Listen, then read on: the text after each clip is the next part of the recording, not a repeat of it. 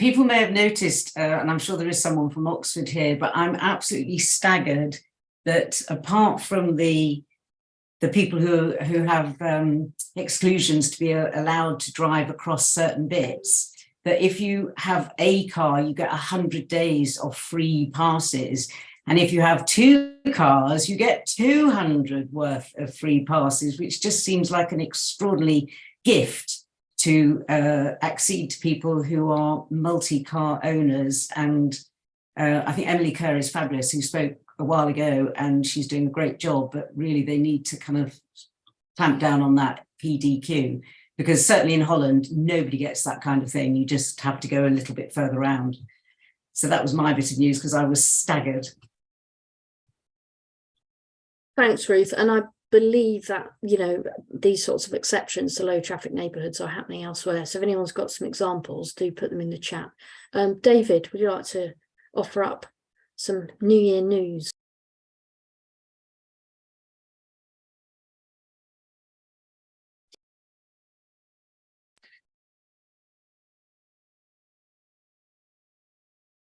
You're muted, David. Not anymore. No, I'm out of practice. It's been locked away for the whole of Christmas and New Year. It's not so much news, but we've got a problem in Birmingham with the Midlands Metro tram network, which is expanding across the city. And it's basically dividing the city in 2 halves for cycling, because they're paranoid about bikes getting anywhere near their malfunctioning trams. And Billy, this is just a request, not now, but in the chat perhaps. We're going to do a webinar on this. We want to learn from other cities that have learned to live with trams in this country especially, but also abroad. Midlands Metro just want to ban bikes anywhere near them. They don't provide decent 90-degree crossing points. And we think this, so, you know, it's one of the things that Push Bikes wants to work on this year, because otherwise all the premier destinations in Birmingham and trip generators will be cut off from cyclists coming in from the other side of town without a lot of diversions and asking about, or what a lot of people, confident people, will do, just breaking the rules and riding straight across. So we want to see if we can get a better relationship with Midlands Metro. And to do that, I think we need some backing from research or other people's experience. So it's just a request. I'll put my email in the chat if people would got any ideas of how we might approach that. So thanks very much. Hi, Lisa. Good to see another Brummie here. Thanks, David. So yeah, good challenge there. If anyone's got examples of how trams can live, not just live, but encourage or link up with other forms of travel, do share them. I can't, from Manchester myself, and I can't say that we can give ourselves a very high score on that here. Adam, do you want to go next? And then I'll come to you, Bob.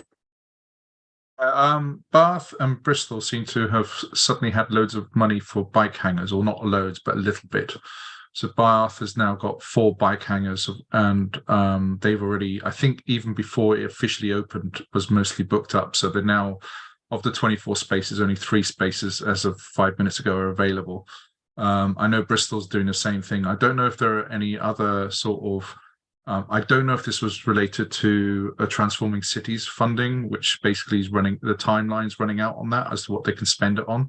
So I don't know if any other areas around the country you've got spare bits of Transforming Cities funding that's kind of lying around. But the sightings appear to be they were almost pre-decided. We had no idea they were coming in, and suddenly they were there. And Bristol have allocated or put them on council land. So I think it's possibly they had such a short amount of time they couldn't do like a proper public consultation as to the locations. So I don't know if anybody else is coming across this sort of very short timelines in terms of funding, trying to spend it as quickly as possible. I don't know. I'm still trying to find out exactly what's happened here, but if anybody has any ideas, yeah. Thanks, Adam. And it's always, we've got nearly 100 people on this week, but it's always a good place to share requests for other insight and information from around the country. So it's one of the things we try and do at Active Travel Cafe. Bob, do you want to go next?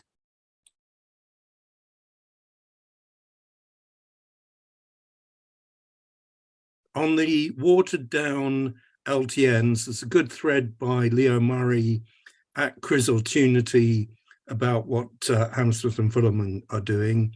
And I just wanted to mention I'm doing a little gig after the news thing. You didn't say at the beginning. That's all. Okay. Thanks, Bob. And Robert.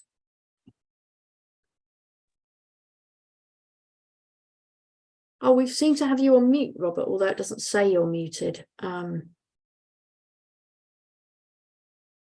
So while you figure that out, I'm afraid you're still mute. I'm just going to share a couple of things that I've picked up at GM. You might need to look at your settings, Robert. You might think that you're plugged into some headphones or something. I'm going to put you on mute while you figure that out. Okay, so yeah, the thing that I picked up from GM, although I think this applies elsewhere, if anyone else has got more insight on this, do share. But I was told that the Active Travel 3 funding's all got to be spent by the end of March this year now. Suddenly we're in 2023, not next year, this year. And Active Travel 4, before Christmas, apparently the sort of criteria was imminent. Whether that's arrived yet, I'm not sure. And that councils will have till during sort of January and by the end of February to bid for that. And also that would be a multi-year bid, although potentially with a sort of 1-year approval, which I guess is some sort of progress if you can put in bids for more than a year, which has always been the thing. And then the other thing that was announced just last week or this week was the capability funding, and significant amounts of money for councils up and down the country on that. And I'd love to know if anyone's got details on how that's being spent in their council or in their borough. I kind of was talking to someone the other day from not Manchester, somewhere else, but was saying, question marks about whether councils have actually got, bright enough ideas about how to spend that. It's supposed to be for network development and training of councillors and things like that. So anyone who's got examples of how that's being spent, love to hear them. Right, let's try you again, Robert. Hi. Brilliant. Just reading in the Newcastle Chronicle today online, the pedestrian and cycleway tunnel under the Tyne, which has been 10 years in its refurb, is still waiting for the final throes of some glass lifts from Italy to be commissioned, which will allow you to take your cycle down and back up again at either end of the tunnel. Apparently that's due now. The parts have been delivered, and that's now due for commissioning this spring, quote, but I wouldn't hold your breath. It's been 10 years in the making now. I'll keep you all informed as to progress. Thank you. Now, David in Sheffield, over to you. Hi, yeah, just on the trams point, Sheffield did produce an action plan after lots of campaigning a few years ago because they're a real hotspot for us. The action plan has basically been ignored, it's fair to say, and nothing has happened. I think it is a real difficulty. I don't think there are particularly good British examples. The other thing I wanted to mention is we're having an active travel summit in Sheffield where, we kind of managed to get some good speakers, including Brian Deegan. But that's on Saturday, February the 18th. So if you're in Sheffield or the associated area, you want to come here, Brian and other good speakers talk, including another highlight would be the Living Streets member who spoke at the Cycle City Active Conference in Sheffield, and Simon Monk described as the amazing physicist with lasers. Yeah, come to Sheffield Saturday, February the 18th. Brilliant. Do put the link in the chat for that if you can. Graham. Yeah, just a little bit of news from Bolton. We've got, they've now completed what's called the Salford Bolton Network Improvement Gateway Project. SBNI is a long-running thing across Salford and Bolton about improving streets, roads mostly for cars. But a new Cyclops junction has now been completed on Manchester Road. So we now have in Bolton roughly half a mile of protected cycle route, which of course hardly anyone's using yet because half a mile is walking distance, not cycling distance. but it's there. There are limitations. It's not wide enough. It's a bit tortuous. The junctions still prioritise motor vehicles. The surface quality is really bad, although I understand that's considered a defect and should be corrected. The other thing was in our active travel forum, I changed my approach away from acting as a critical, small critical big friend to being a big critical small friend.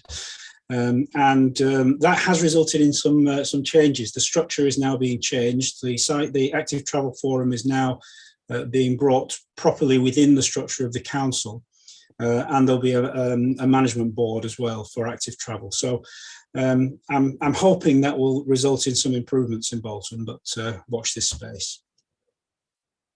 Thanks, Graham. For those of you familiar regulars will know that Bolton has been, Graham has ploughed a worthwhile and lonely furrow in Bolton. So that sounds like good progress. H, do you want to come in from Glasgow? And then I'm going to wrap this section up so that we can get into Pete. Adam, if you want to put your comments in the chat, that'd be great. H. Yeah, just catching up on this tram thing. In Edinburgh, we actually have signs that special authorisation, which have not been introduced anywhere else where trams are, that relate to two significant reports on tram track crashes, where over 50% of the crashes with cyclists on tram tracks are caused by the presence of another road user. And the two fatalities are both where the bus driver following behind the cyclist who fell off ran over the cyclist and killed them. So we've got special signs in Edinburgh, which got special authorisation, but that's never been promoted anywhere else in the country. And I've done a lot of work on crossing rails, both on level crossings and tram tracks over the past 30 years. So I'd be very interested in catching up with this. I know that the guy in Sheffield had some theories on why the front wheel goes down the groove, which is about 70% of the cases. So it would be good to try and get that going. Thanks, H. Right, lots and lots of lively chat today. And if you've got more, do put it in the chat. I just have one more thing on the subject of events. David, that one in Sheffield looks great. We've also got one in Greater Manchester, which I've just posted in the chat now, if you're interested in hearing. And we've got the Mayor, our Active Travel Commissioner and our Transport Commissioner, all three of them together for a session at the end of January. So do come along to that. We are going to try and record it and stream it if you can't make it, but there's still some tickets left for that. Cool. Right. On that note, I'm going to ask Pete Dyson to, I'm going to hand to Pete Dyson to inspire us for the new year. Whoa, no mean feat there, Claire. I'll do my best. Let me share my screen and I'll get going. Nice to meet you all. Yes, my name's Pete. How long do I have? Let's say 20 minutes or so. Really keen to share some points with you. Claire and I met at a conference a couple of months ago, but to give you a fuller introduction, I'll be talking today about Transport for Humans, which is a book that I wrote and with my co-author Rory, was published I was going to say last year, 2021. I'll put my neck on the line and ask any in the chat or raised hands, has anybody got a copy and or merely heard about the book at all? I'm happy if everybody says no, or if anybody says yes. The thing about these things is, you know, people buy them, but you don't really know where they get to. My understanding is that it's reached quite a lot of people in UK transport, which is brilliant, because that was the audience we hoped to reach and affect. While you're all writing or not writing into that, I'll give you a fuller introduction.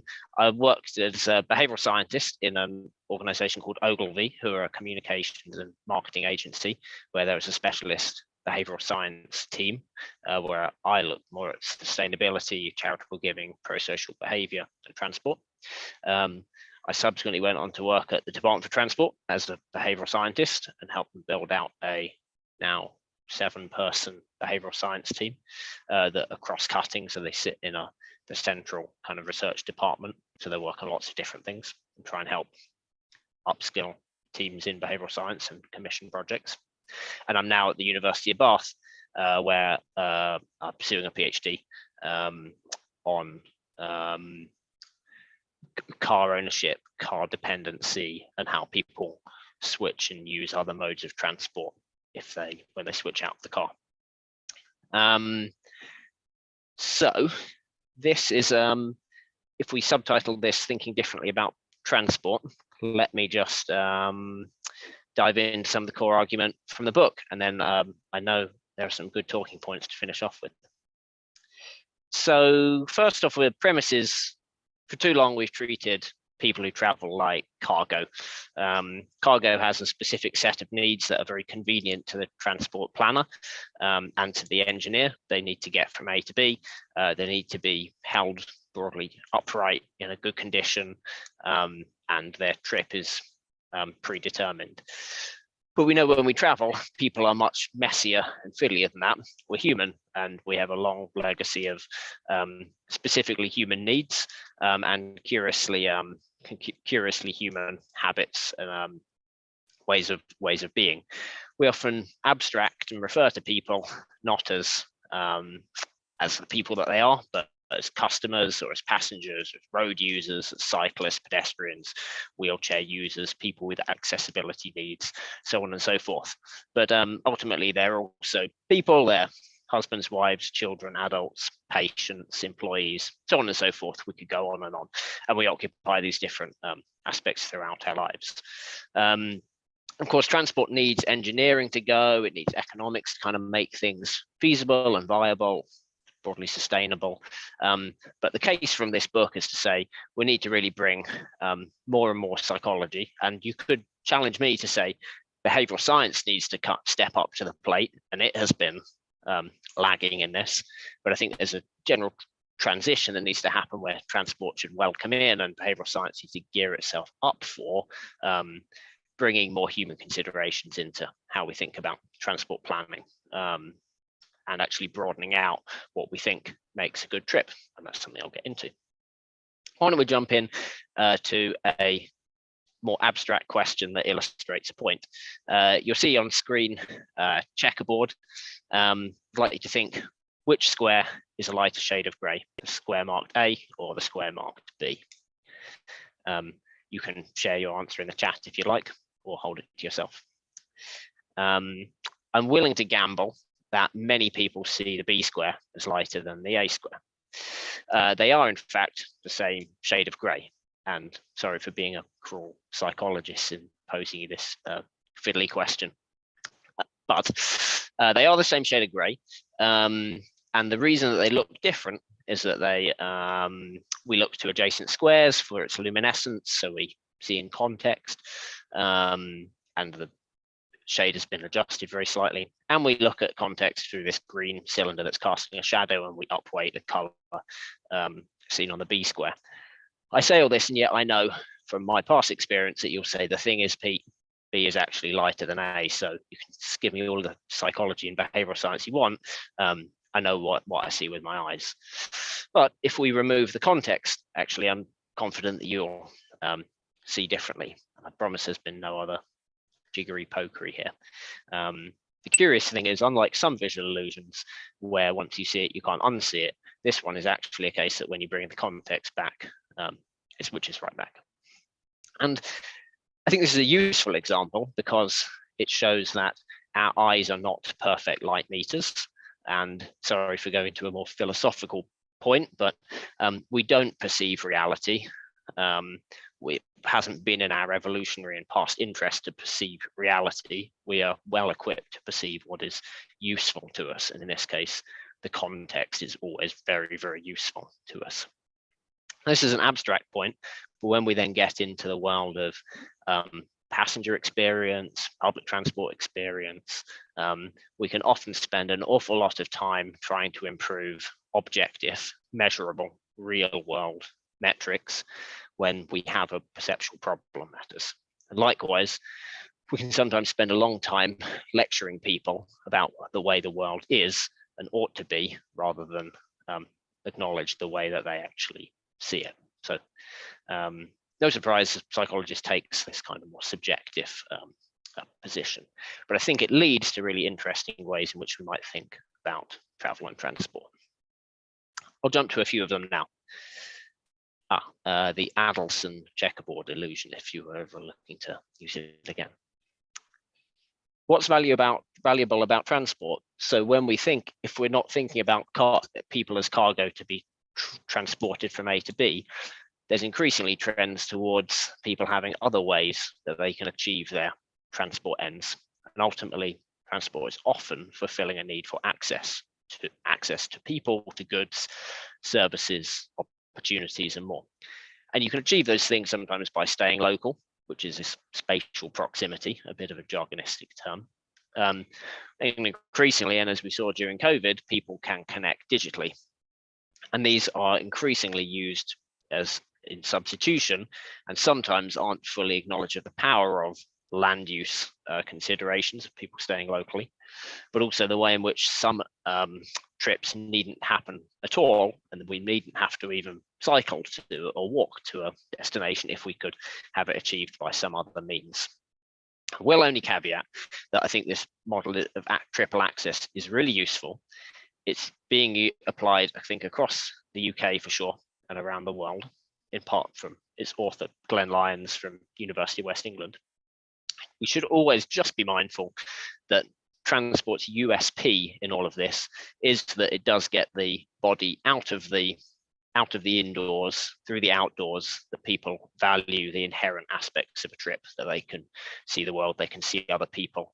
And when it comes to active transport especially, it is obviously an activity in itself. Don't get me wrong, I myself love it so much I go around in circles, running, cycling, going for a walk for no purpose other than to move about. And sometimes there's a transport goal in mind. But useful nonetheless to think of this, of working with other colleagues, and especially when we speak to people in urban planning, or we speak to people in digital innovation, that we should work together towards improving access. Secondly, I think a useful way of seeing things can be a metaphor across diet, which is trying to move towards more healthy, balanced diets of travel behaviors.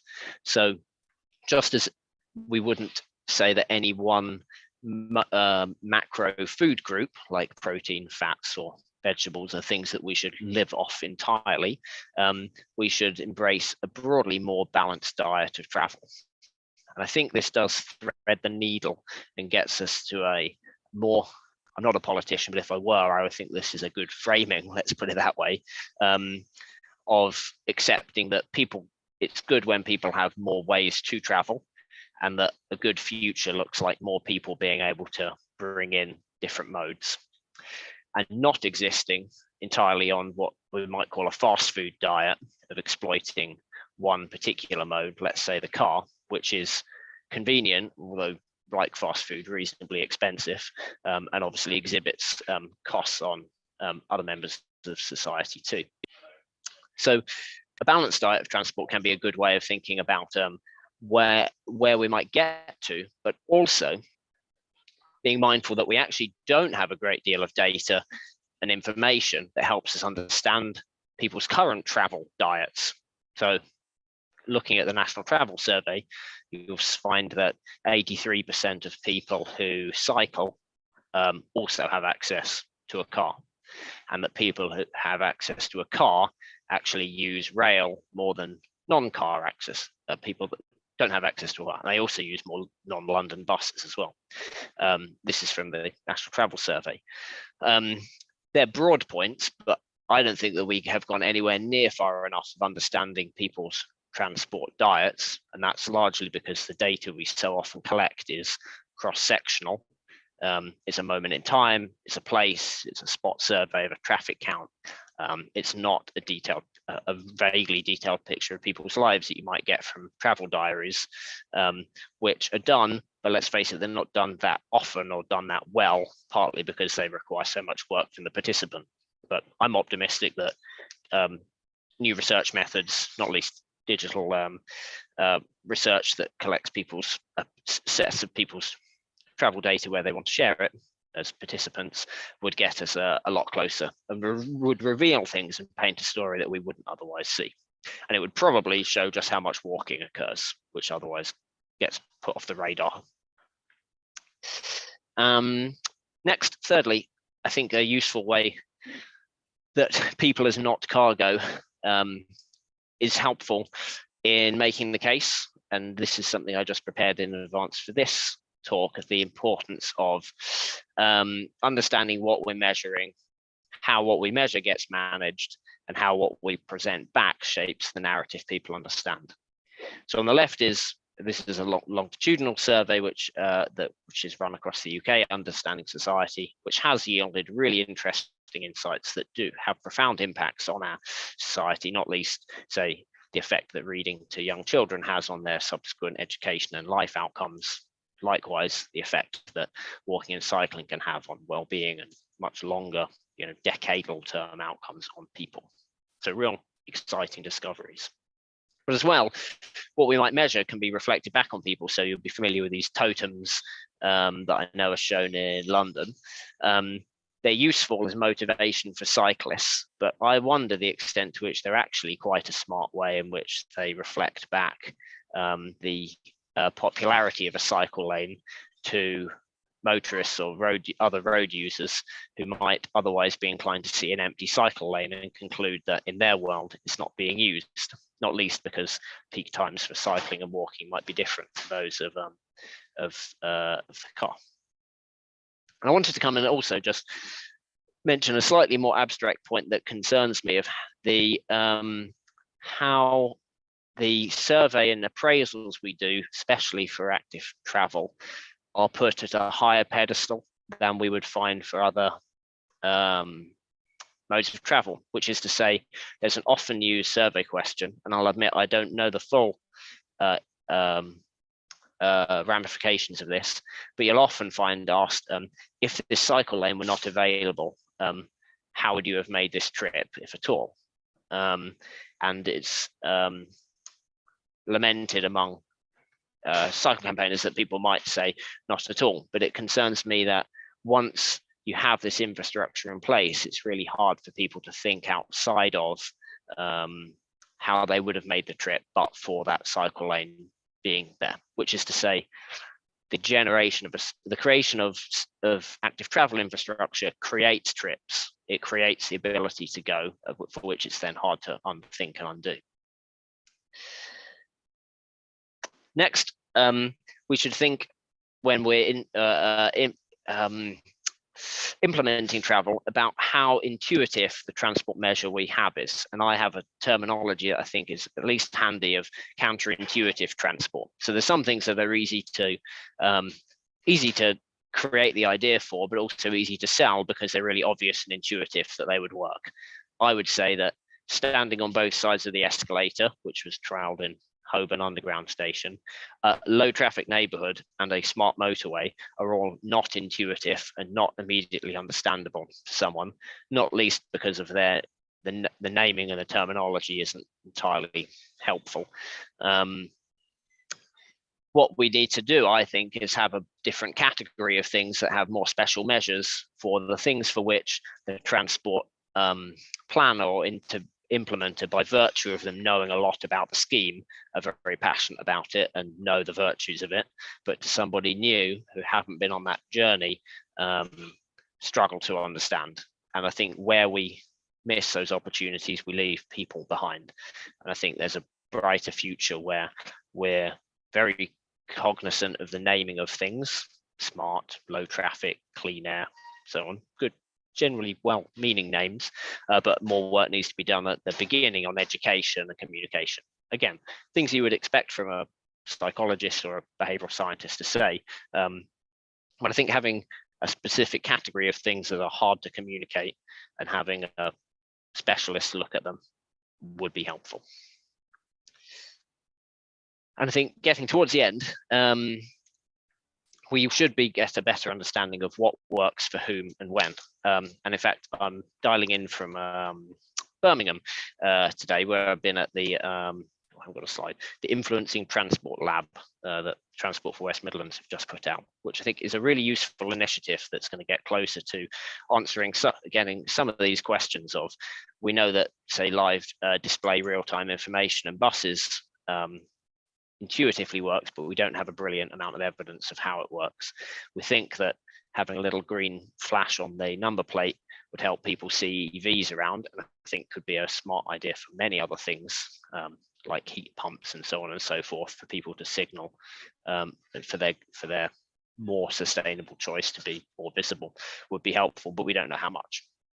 Finally, we don't know how the difference that a bus operator like those in Brighton who have chosen to put the routes on the sides of buses and say that it increases ridership among car owners in particular, who see now the salient route of where it is dropping and picking people up from, not merely the destination, which, let's face it, is often a bus depot. And they're given that information at a salient time, or it's maybe whizzing by at a bus priority lane. They think that it works, but they haven't yet had a really good trial and the behavioral science evidence. So the person that needs to pick that up and is falling short is the behavioral scientist, I think, and the people awarding funding, so that we can really build evidence on what works for whom, when, where, and those questions that go forth. Claire and I had a little talk before this session, and there were 4 bits of terminology I thought that were good jumping off points, and they might spark questions in the comments, but I'm going to go try with a quick fire round. In my view, mode shift is a very technical term, but I think there is a more fruitful piece of language around car dependency that is more helpful. Mode shift brings people into the space of, why can't people just choose a different mode? It assumes that a trip is there to be done, and at each point people sit down and think, how shall I make that trip? I think if we talk more about car dependency, we're really getting into a more interesting space of the systemic level changes, and we're also not putting everything on the individual to make different choices. Not least that when you write the definition of mode shift, it gets quite fiddly with respect to being basically let's get people from private cars to any other more sustainable means, which isn't that helpful either. And of course, many trips do currently in the world we live in need to be made by car. So we should acknowledge that we are all ourselves broadly car dependent. Whether we own a car or not, we rely on them for society as it is to work at the moment. Carrots and sticks is a piece of language that I've used a lot, but a behavioral scientist is a little bit concerned when our ears prick up when we hear carrots and sticks, because it plays into a language around a traditional language around economics that looks at incentives and treats people a little bit more passively from a top down, as though we bestow upon people either a nice tasty carrot that we can incentivize people with, maybe that's money, maybe that's a reward, or we make some stick that's a penalty. And it kind of pulls us away from the wealth of knowledge that behavior change specialists have talked about, of, say, how easy something is, how accessible something is. But I'm slightly concerned by carrots and sticks, partly because one person's carrot is another person's stick, so it's getting a little bit confusing in my mind, that making walking easier by making cycling by changing modal filters, how cars drive, is again one person's stick, another person's carrot. So I would hope, and I don't yet have the answer for, what other language sits around there. Claire challenged me to speak about behavior change, sort of what is it, where does it start and where does it finish? I think it's a great question. And it's a great question because you would obviously want a behavioral scientist to advise on things like encouraging people to uptake cycling and walking, and maybe public engagement or training people. All this sounds very behavior change. But when we talk about building bike lanes or doubling the bus service provision in a region, are we doing behavior change, or are we doing transport infrastructure and engineering? My view is that you can seek behavior change advice at all points along the journey. And I think there are relatively small numbers of things that don't involve a behavior being changed somewhere along the line.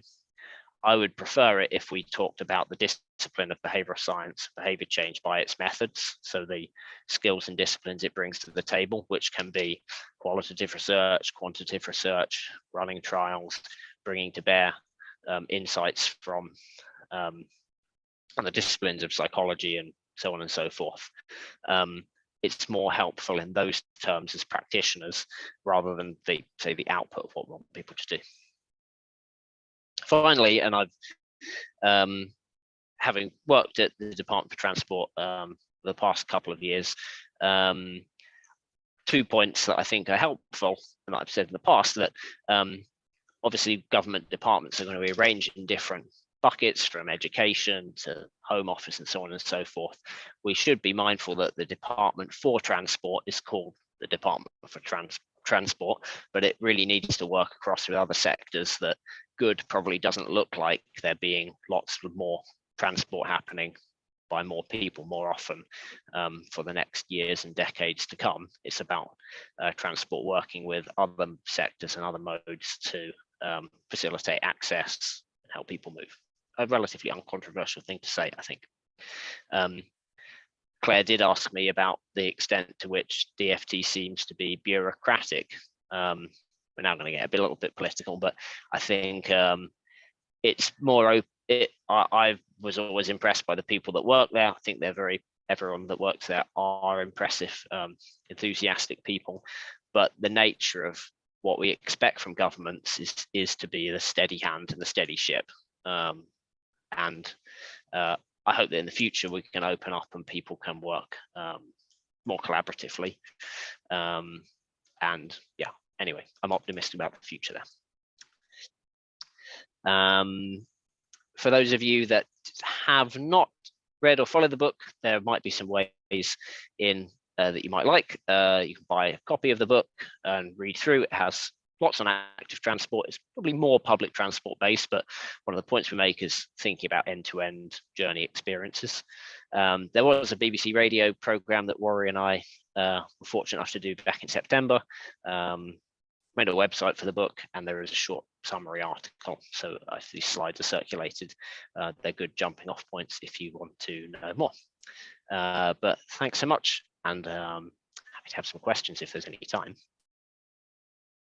Yes, definitely got a bit of time. And yeah, if people want to have a think about any particular areas they want to come in on, I've got, I mean, we could definitely have you on as a regular, Pete. I think there's all sorts of areas that we could get more into. One of the questions I had was your sort of opening gambit was about, you know, speed is not the only purpose of travel, and how, you know, when you use an app, a train app, it tells you how long it takes. And actually, you know, there are other things that could be surfaced, like, does your train have a table? Is it a new train? Is the Wi-Fi working? That might help you make decisions and indeed make that more attractive. I just wondered if you could talk more about that. And I had a specific question that might help, was why do you think we've got speed as the default metric? Is it because basically engineers have designed all of this and that's where they're coming from? Or yeah, so that's my question. Yeah. I think speed and journey time make a difference. I wouldn't like to be pigeonholed and saying it doesn't matter. It's definitely one of the factors.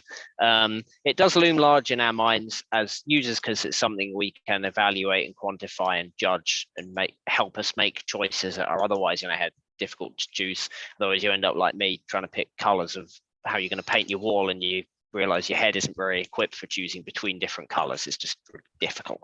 So pick a metric and it's more useful. I don't think that transport planning has helped very much in the past 50 years. And in the book, we go into the turn that came in the 1950s and the 1960s in transport appraisal. There was well-meaning in post-war to help make the case for transport infrastructure investment, and this time-saving value of travel time savings came in as a way of justifying substantial investment, which has helped people and did put transport further up the further up the pecking order. But since then, the world has changed. Travel time isn't the massive disutility it once was.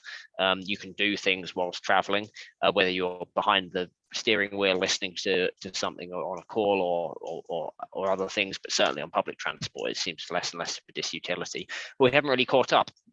And as a result, our journey planners aren't very helpful in listing things by journey time, and I think that has warped people's perception of the trips that they choose. And sometimes the deck isn't stacked in its favor. I think it's frustrating that say car journey time is given from wheels rolling to wheels stopped, if that makes sense. It doesn't include getting to the car, the reversing a little bit at all. It assumes that you're on the road and you're going, and when you're at your destination you stop. It's basically the taxi journey time. It certainly doesn't include parking, and then the walk from parking, and almost anywhere you go you need to park the car. So I don't think that that's helpful, and it's a shame that journey planners don't have a sort of fixed, we've got to add 2 minutes to every journey really, give or take. So that's not very helpful. But yeah, journey time. But then, you asked about the other point about other values of a trip. And it would be a wonderful world, and it is coming thanks to a lot of mobility as a service and better data in talking about the busyness of a service. Obviously, it's Wi-Fi provision. But yeah, I would love to see more information on tables, which is effectively sort of public transport's unique selling point, to have a table and having hands-free and that sort of thing.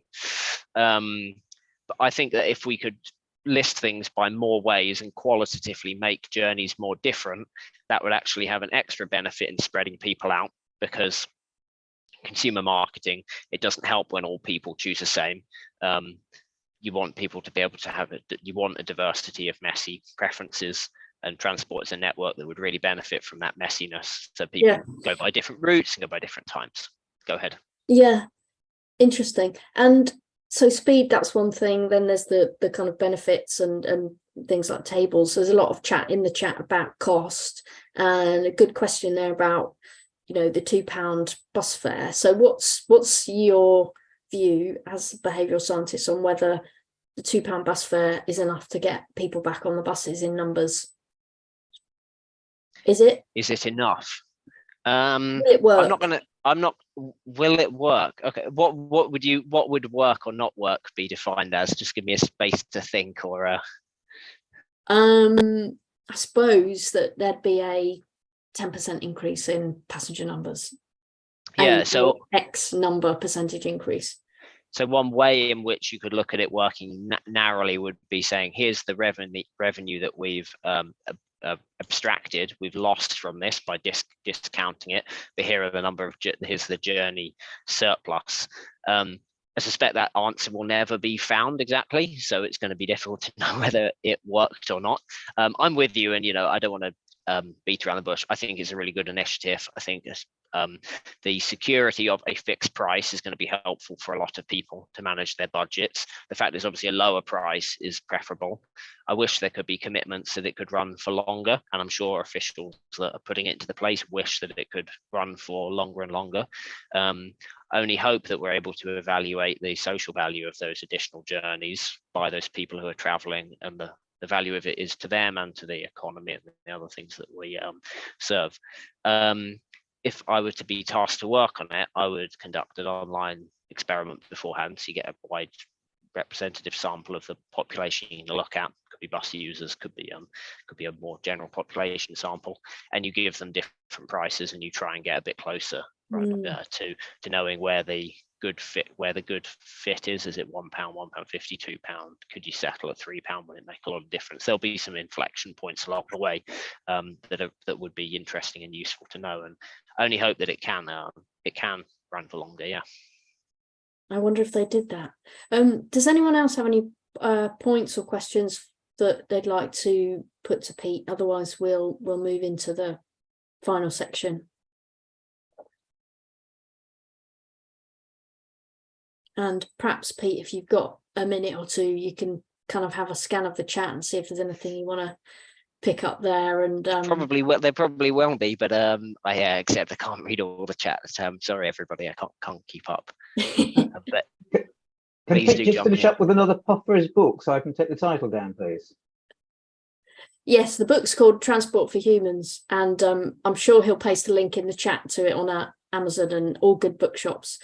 But thanks, Pete, and really interesting, Thank you. thought-provoking stuff. So if you can stay for a bit and people have questions, do put them in the chat. And for now, I'm going to ask Adam to come in with his analysis on the census data, which came out over the last few weeks. Adam's just had a look at it, as I'm sure perhaps others of you had, and had a few talking points to pick out. So over to you, Adam. Assuming everybody can see this and hear me, so I'll carry on with it. Yeah, good. You're good. Yeah. So the first thing is we have to understand the context within which this was actually done. So the date was the 21st of March, 2021, and you weren't even allowed out of your house until the 29th of March on that date. So it's been really quite a problematic data set in terms of the travel to work data. I did a huge amount of work with the 2011 data set, but with this one, I actually don't think I'm going to bother, which is quite disappointing because you could do lots of sort of amount of mileage that or kilometers that people are traveling on a daily basis put into a city and all that type of stuff, and I don't think that works. A friend of mine, Mark Owen, he basically did some interesting work here looking at the kind of census to work, the travel to work data, and looking at the indices of multiple deprivation. And as you can see, that the richer you are, the more likely you are going to be working from home. But the levels of working from home when you legally had to, we're seeing in some cases 60% of a particular area was people working from home. Where it gets more interesting is when you start looking at the type, whether or not richer or poorer people, basically what were their preferred routes. And so taxi was heavily used primarily by poorer people, which I thought surprised me.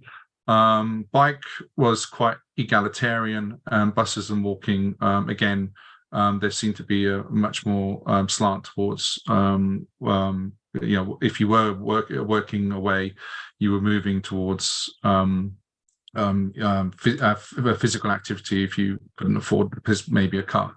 Notice the numbers here, that I know they're very small, but you're talking 1% down on these scales, and anything up to about 15% for cycling. There was clearly some very big areas, and that's about it. Where it becomes more interesting is when you start looking, say, this is the city of Bath. When you start looking at particular areas and saying, right, why is this an area where people weren't working from home? Twerton is probably the poorest area in Bath. It also has a high prevalence of key workers that are working at the Royal United Hospital, which is a little bit further north, where the Coombe Park, Lower Western sort of area here. And so I think what was happening here is that the actual working from home, key workers, etc., were kind of in that space, and everybody else was trying to work from home where possible.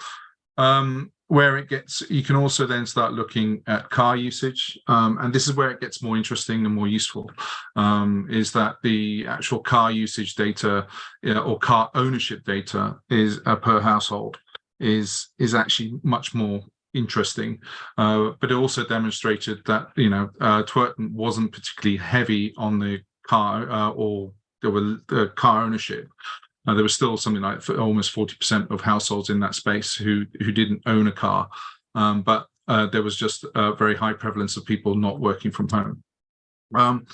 The other problem with the ONS interface is that if you have these things called middle super output areas, you then have lower super output areas, which are the kind of zooming into the absolutely tiny 1,000 people or less.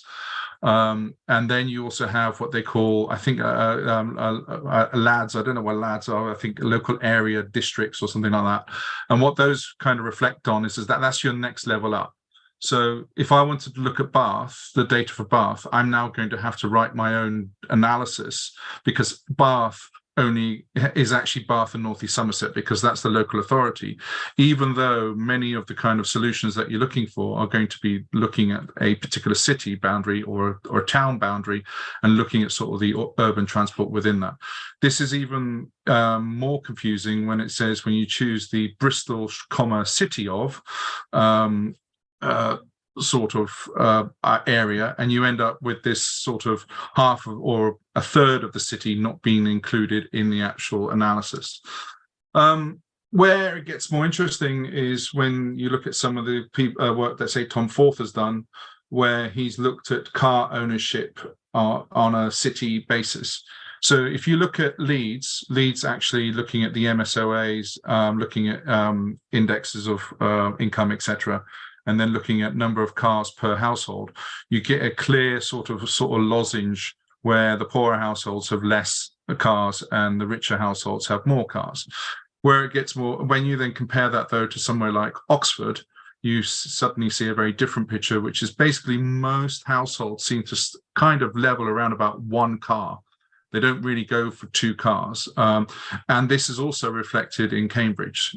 So you can see that if you have a good cycle networks and good active travel networks, you're beginning to see that car ownership pretty much levels out at one, because people find other ways of getting around.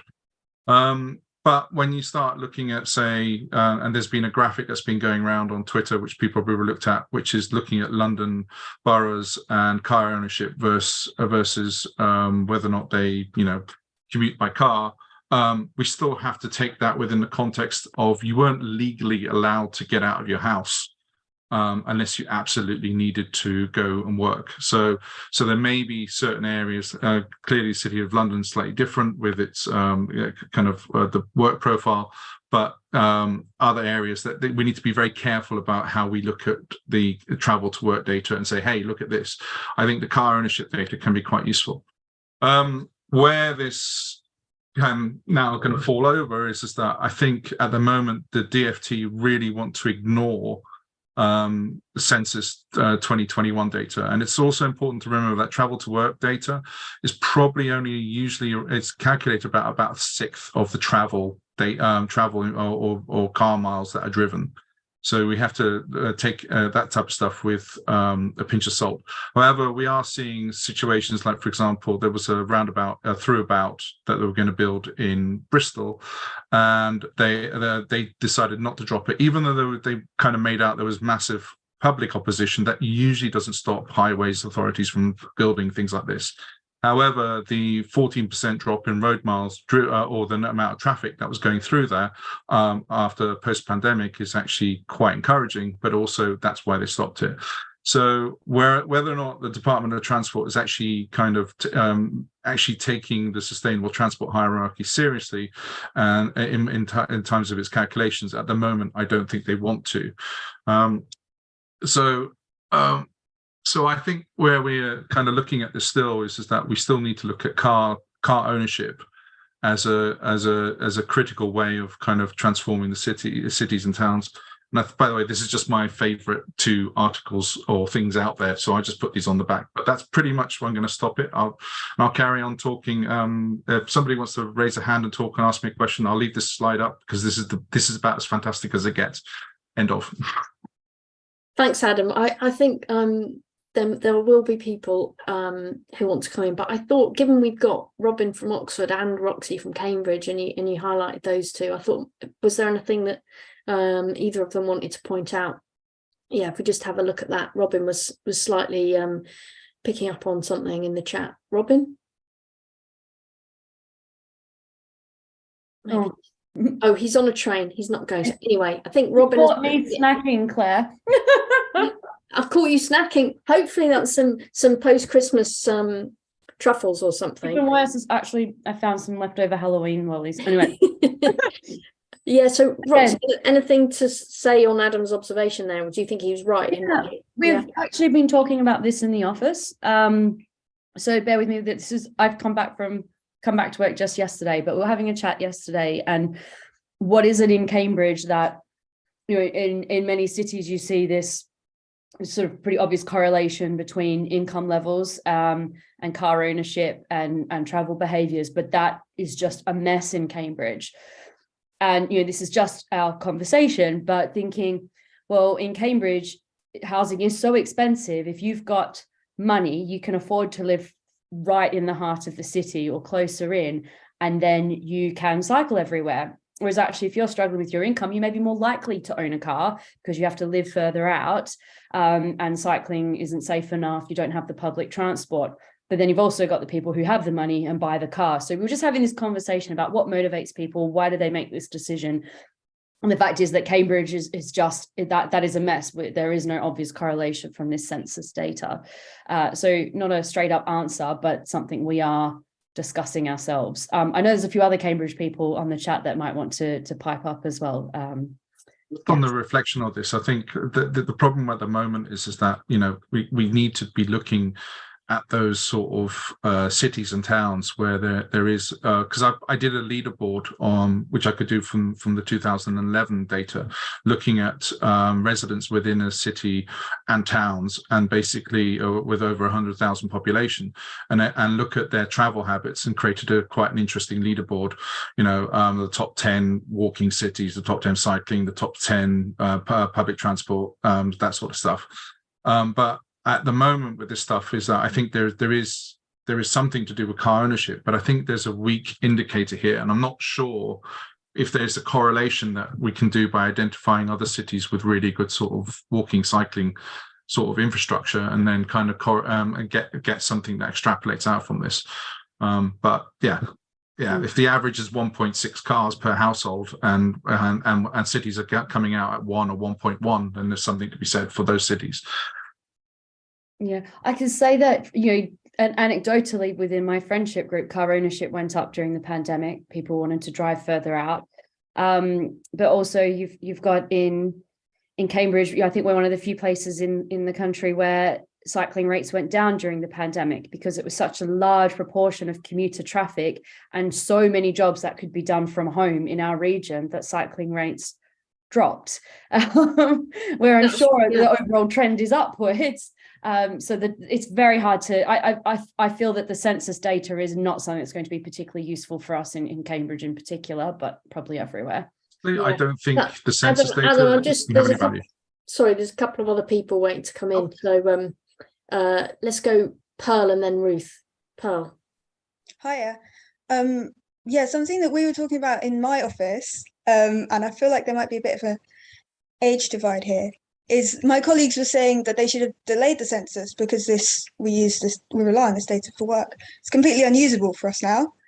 You know, do we just continue to use 2011? But that's obviously completely out of date now. And I kind of feel like that's quite narrow-minded. You can't delay the census that's been going on for centuries just because our industry happens to, as I'm a transport planner, we happen to not like the results. So I wonder if anyone knows any, or maybe Adam knows, anything else that we could supplement this data with. You mentioned the car ownership, which I think is a really good point, but any other types of data sets or more recent ones that we can use? Well, the thing is, things like pct.bike relies on the census data being providing good travel data. The problem with it is that the travel to work data also has a kind of a male bias as well. So, you know, a lot more men drive to work than women do. There is a bias there. So you kind of get this sort of very different sort of approach. I think, honestly speaking, right now, I think what this data shows is where we as a society need to be by 2050. You know, if we look at the sustainable transport hierarchy, we need a lot more people working from home. We don't need businesses forcing people to drive 40 miles each way to get to work, you know, and that I think that, yeah, that's the only thing I can take away from the census data in terms of travel data.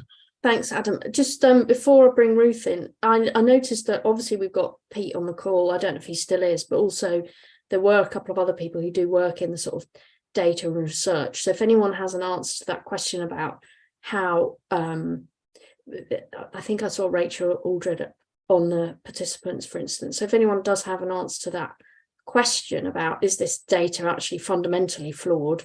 And does that cause us problems? And are there other sources? Please do either put your hand up to come in or post in the chat. Ruth. Hi, thanks, Adam. Very good. As someone, I cycle everywhere, literally everywhere, because I can't bother to walk. But I used to walk from Television Centre to home, which is about 4.5 miles, because I couldn't be bothered to get on a bus in a queue, and I would bus stop hop. I think one of the problems, some time ago, there was a mention that a bus stop should be within, I don't know how many yards of someone's front door. But we never had that. And I know this is kind of ageism coming in, but as older people, I was brought up in Sheffield, then Chester, we walked 1 mile, 2 miles, 3 miles to school. No one had a second car. No one drove us. Mothers didn't drive. And I think the whole thing about walking seems to have gone. And when you do walk, it's so unpleasant because potholes we all know about, cracked pavements during the winter, flooding, but also trying to get around all the huge cars that there are, which are parked very close to road ends. And is this about the census data? No, I know, but I just Right. think that Okay. in terms of numbers, I think it's important to look at why people are driving more or possibly potentially driving more, and we don't look at walking enough, which I think is something that for active travel, we really need to look at, and we really need to look at improving the walking experience, frankly. Okay, thanks. I think it's Talking about one that we data. should all be looking at. Perhaps we need more data on that. So we've got one thing that we wanted to finish on, which was Bob's going to share with us some thoughts on the, well, I won't give it away, but if there are any more points about the census data, please just finish off on the chat, and we've got a little bit of time left before we finish, and I'm going to hand to Bob now. Thanks very much, Claire. Just a quickie on other stuff in terms of numbers. In London, you've recently had the TfL report number 15. Forget its full title, but you can get that off the TfL website.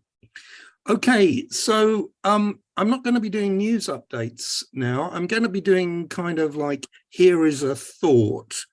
And this thought, I had a discussion with Claire about it over the Christmas break. And here's a thought. And I'll kick it off with something which is very important, a good bit of, sorry, I've just got to share screen. This is something that has come out from the, sorry, I'm just not getting it out here. It's the... That's it, Bob. Yeah, but it's nothing to show. It's not showing the, yeah. Can you see that? Lambeth Curb? Oh dear. It's the Lambeth Council curbside strategy, and I strongly suggest you all read it. Yeah, if you stop sharing that, Bob, I'll post it in the chat. I think a lot of people have seen it. Yeah. Yeah, it's really a fantastic, excellent piece of stuff, and it's very positive. But what I'd seen over the Christmas break is a flashback, which some of us may remember, to, oh God, no, this is absolutely horrible. It's actually a shot of what we were doing in Chetwynd Road in 1995. Don't know if you can see that. We can't, Bob. Do you want to just stop sharing your screen and yes, then have a go? okay. Yeah, And what happened is now have another go. Sorry, and now have another go. Yeah. It's there we go. Can you see that? No. Right. Oh dear. So this isn't working, but basically what happened, I can show it on Twitter when we finished. Some activists from Reclaim the Streets decided to address the pavement parking problem by getting a group of people and bouncing cars off the pavement into the carriageway. And there's some video which was done of them with a very distraught motorist saying, "There's a policeman here and he's not stopping them." And there it is. And there's a nice video if you go to the Chetwynd Road Twitter account. And so what I was musing on was that I'd also seen people saying, yeah, we want to do direct action. Yeah, this might work. Now, it's a crucial thing that Active Travel Cafe and our predecessor Ideas with Beers, we're not advocating direct action. We're not advocating anything illegal. But we are thinking about what do people actually want to do as campaigners? Because we've seen lots of innovative things about low traffic neighborhoods, putting up different kinds of signage, getting involved with things, the way you do your media and so on. And I was just thinking, we had all this militancy in the mid-90s, the anti-road building protests, which some of us were on, Reclaim the Streets, things like that, sort of people getting involved to bounce cars off pavement. Pavement parking is a big issue. We've talked about it here before. And so the issue is, how do you as campaigners actually feel? Do you feel like you want to do something a bit different? Because we're not really, in many respects, the momentum of gear change and LTN 120 seems to have kind of petered out. And how are we going to do things? You know, we don't need to get into big hassles with the crazy opponents of LTNs, the conspiracy theorists. Steer clear of that. Make a point and then retreat. So I think, Bob, is your question basically, pavement parking ban doesn't seem to be coming anytime soon.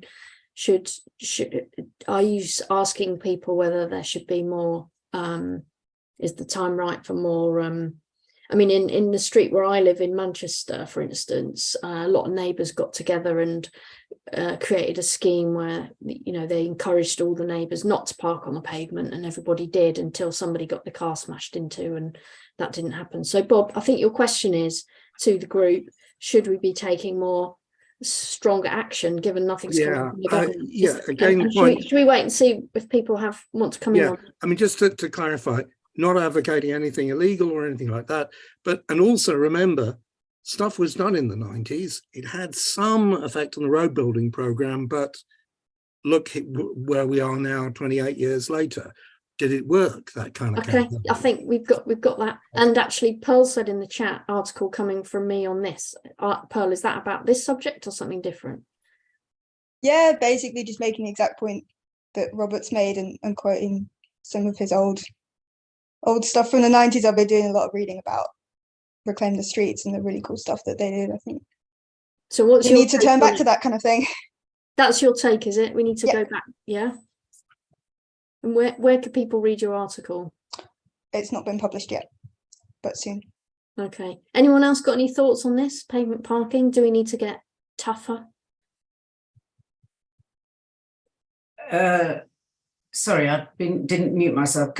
Well, I'll come in very quickly. I mean, the difference in Holland is that most residential areas have very, very narrow pavements, but people walk in the road because car flows are terribly low.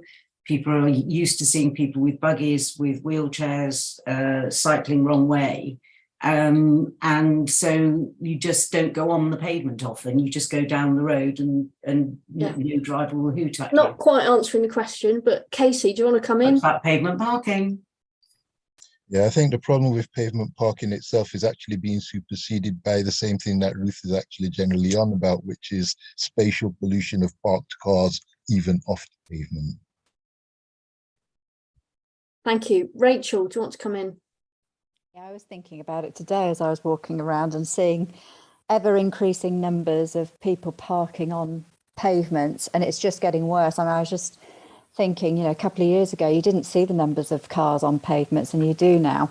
So I was kind of looking at our road, which is quite narrow, and thinking, actually, as the volumes increase and people are parking on pavements, we're all going to be mixing on the road anyway, aren't we?